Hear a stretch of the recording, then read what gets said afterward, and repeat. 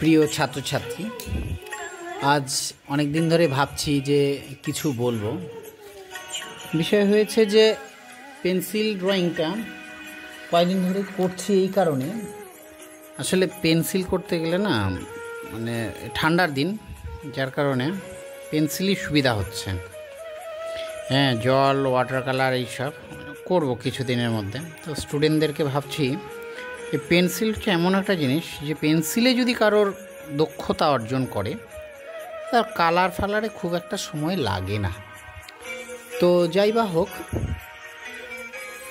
এই পেন্সিলটা আমি আজ হচ্ছে মঙ্গলবার, ছুটির দিন। আজকে হচ্ছে সংক্রান্তি, অর্থাৎ পৌষ সংক্রান্তি, পৌষ পার্বণ। এই পৌষ পার্বণ দিনে ভাবলাম যে সকাল উঠে এই ছবিটা ধরেছিলাম, তো পেন্সিলেই করলাম।